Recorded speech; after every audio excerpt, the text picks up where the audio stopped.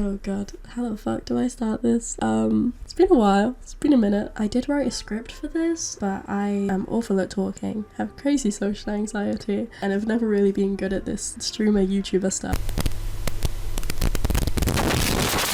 But it's almost a new year, which means... Fuck, this is so difficult. Okay, basically, hi. If you don't know me, I'm Connie. I go by luvconnies. A few years ago, I was known for editing. Run! And the occasional stream, but it's been a hot minute. And then something in my life happened that completely changed it, and I've kind of just spent the past almost 2 years trying to adapt and sort my life out, basically. But yeah, here's the story of how I jumped out of a plane. So in April 2023, I randomly got a text from my mum asking me, check your emails, blah, blah, blah, blah. As I open my emails, I see in big red letters, skydiving. Dear Connie, thank you for deciding to train and jump at Skydive Headcorn. Your course details are as follows. Frantically texting my mum a bunch of questions and exclamation marks, it was booked in that I would jump out of a tiny fucking plane from 12,000 feet in the air on July 21st. There is a reason why this date was so important. So last year, on July 21st, 2022, my brother also did a skydive from the same place, and coincidentally enough, we even ended up having the same instructor. So July 21st is my dad's birthday. My dad was the kindest, funniest, and before he was disabled, the most adventurous person I ever had the honour of knowing. However, he did pass away on January 1st, 2022. Happy New Year, I guess!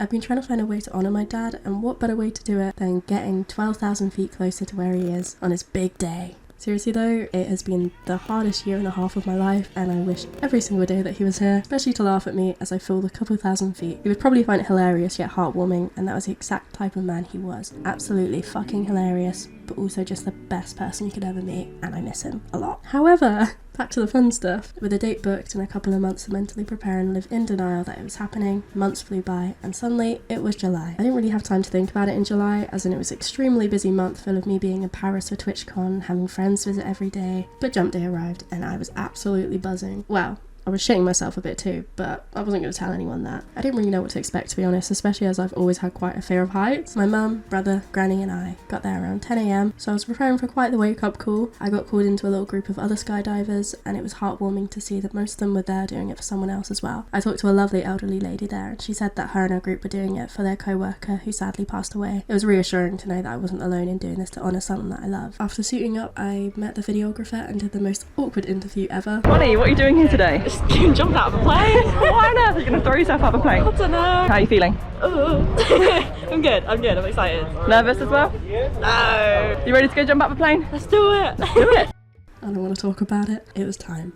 It was time to chuck myself out of a fucking plane. Putting all my trust in a man I had literally met 5 minutes ago. I was shitting it. The fact I couldn't even get up the ladder into the plane without letting out a little screech was enough to know that I'm a massive pussy. And if I can't handle a ladder, how the fuck was I meant to handle this skydive? Nonetheless, I persevered. I made it onto the plane. Everyone in there was lovely and made me feel so comfortable. Not physically though. Who knew trying to squeeze 16 skydivers into a tiny plane would be so claustrophobic? Please ignore the fact I said, huh?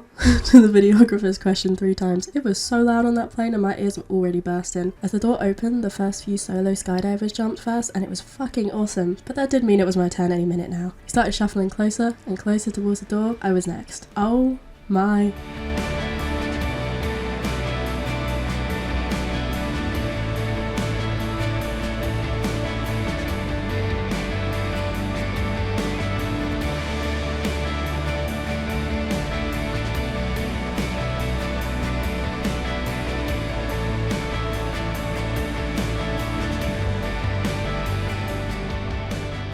Wow, that was fucking awesome.